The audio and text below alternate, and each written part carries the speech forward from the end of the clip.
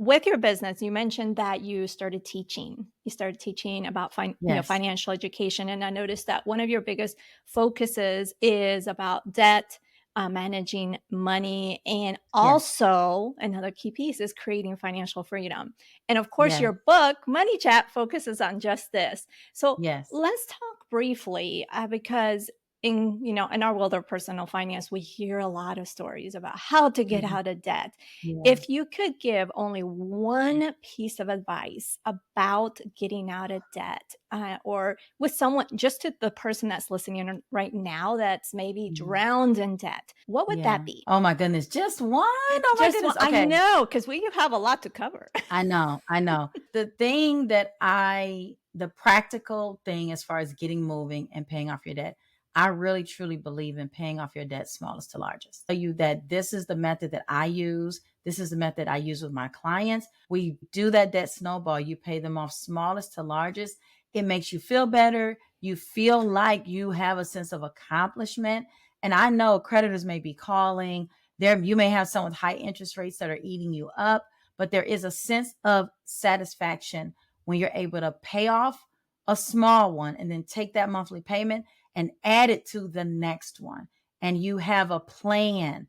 There is a load lifted when you just have a plan for your money like that. And I've worked with people that have done all number of strategies for paying off debt. And this one has just been the one that has stuck.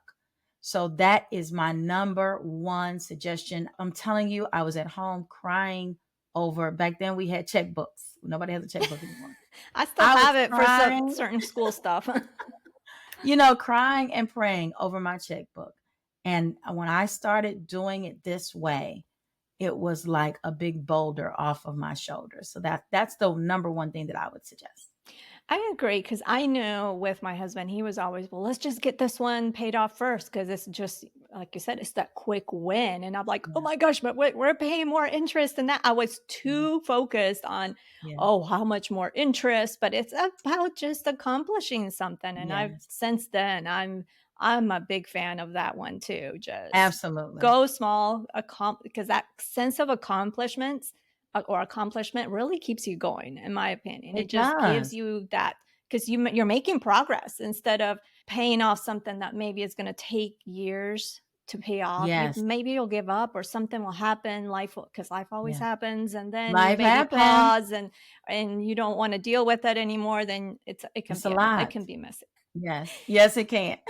Now, you also teach about managing money, Yes. something that we like to avoid. Is that we don't like to look at We our just wanna spend the numbers. money. We just like to, as long as the bills are taken care of, we can spend some money. Yeah. We're all good.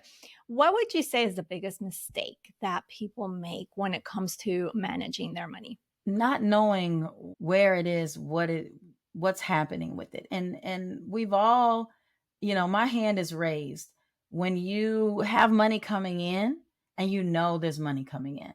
And you're like, okay, I got money to cover that. You slack off a little bit. But what we want to make sure that we do is that we are conscious about knowing where our money is going, because when we are not, we'll spend more over here or we'll commit to things that we don't even know we can't do or should not do.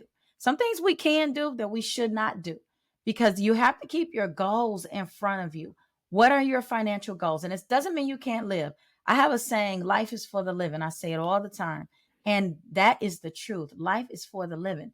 Our goal is not to just keep our heads down and hoard money and not enjoy our money, but you have to put everything into perspective. So when you have a plan for everything, it's okay to go spend, because I'm going to spend this amount, you spend that amount. I'm going to save this amount. I'm going to invest this amount. I had a client who her goal, she said, Dorothea, I hope you're not going to tell me not to help my family, because helping my family is important to me. And if you tell me that, I'm walking out this door. And I said, no, I'm not going to tell you that. But what I am going to tell you is to have a bucket for your family. Mhm. So you have a line item in your budget for your family help. She helped people go to college. She helped with clothes. She helped with any number of things. That was important to her. So meeting yourself where you are with your goals, what's important to you. Some people's thing is they must give to charity. That is key to them. So we make room for that. Make room Right. for that in your life. What is important to you? It's not always about the travel and the fun stuff that's just for your household, a lot of people really are into what they can do for the world, and we make room for that. So when it comes to money management, it is all of those things that make you happy as it relates to your money without causing additional stress. That is the key. I'm so with you. I'm so with you because I know we tend to, well, look at all the advice that is out there and you're like, oh my goodness, I need to do A, B, and C.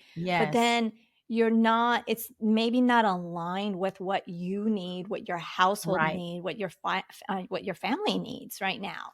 And Yeah. so what will work for them, like you said, like in the case of giving, helping family members or tithing and doing all those Yeah. things, Oh yeah. Oh yeah. it's making it's really looking at how do you fit it in? I mean, put it in Yes. there and I like to work backwards, right? I like to Yes. just put those things in. Okay, this is what I want to do. And then from there you can figure out a plan instead of, oh, I can't do this because I have to be focused on paying off debt or whatever Yeah. that may, or Yeah. building my emergency Yeah. fund or whatever that may be. But you really, Absolutely. because the more you do it that's aligned with what you need and what your household needs and what's important, what's your values, the more that you're going to continue to and on that path of taking that action forward towards your goals, right?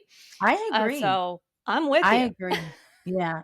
You feel like you're not missing anything because Right. a lot of you don't feel like you're being deprived or that you're not able to do the giving or traveling, whatever it is that you want to do. Yeah, it's not a chore. It's something that you Yeah. can enjoy. Yeah. Yeah. Yeah.